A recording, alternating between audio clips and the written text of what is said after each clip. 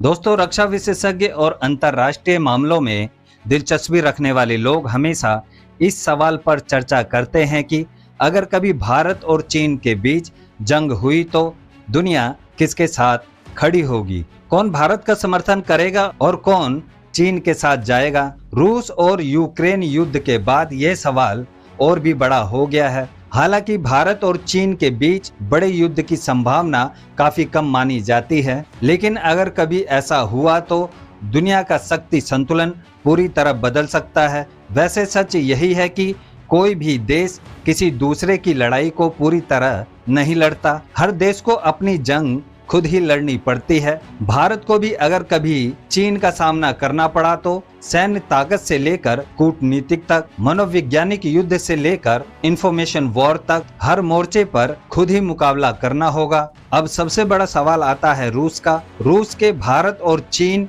दोनों से अच्छे संबंध है। कई बार रूस चीन के काफी करीब भी दिखाई देता है, लेकिन यूक्रेन युद्ध के बाद बहुत कुछ बदल चुका है। यूक्रेन युद्ध के दौरान भारत और रूस पहले से ज्यादा करीब आए।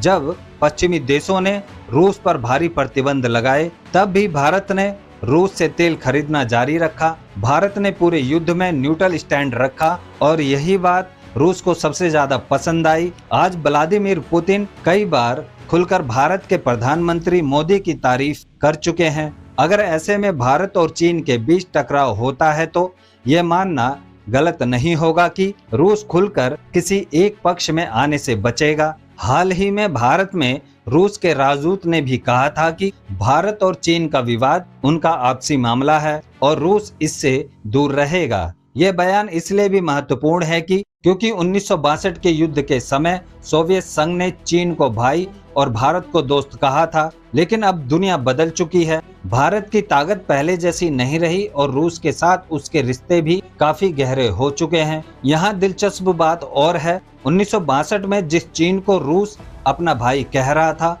उसी चीन के साथ 1969 में रूस का गंभीर सीमा संघर्ष हुआ था। स्थिति इतनी तनावपूर्ण हो गई थी कि रूस ने चीन को परमाणु हमले तक की धमकी दे दी थी। अब आज की स्थिति देखिए, रूस भारत को बड़ी मात्रा में हथियार देता है। भारत की सेना में इस्तेमाल होने वाले कई बड़े सिस्टम, चाहे वो ब्रह्मोस मिसाइल हो या फिर S-400 एयर डिफेंस सिस्टम, अगर कभी भारत और चीन के बीच युद्ध हुआ तो भारत इन्हीं हथियारों का इस्तेमाल करेगा। आर्थिक नजरिए से भी देखें तो आज रूस भारत पर पहले से कहीं ज्यादा निर्भर करता है, खास तौर पर तेल व्यापार और रणनीतिक साझेदारी में। इसलिए संभावना यही मानी जाती है कि रूस खुलकर चीन के पक्ष में नहीं जाएगा, बल्कि न्यूट्रल रहने की कोशिश करेगा। अब बात अमेरिका और पश्चिमी देशों की।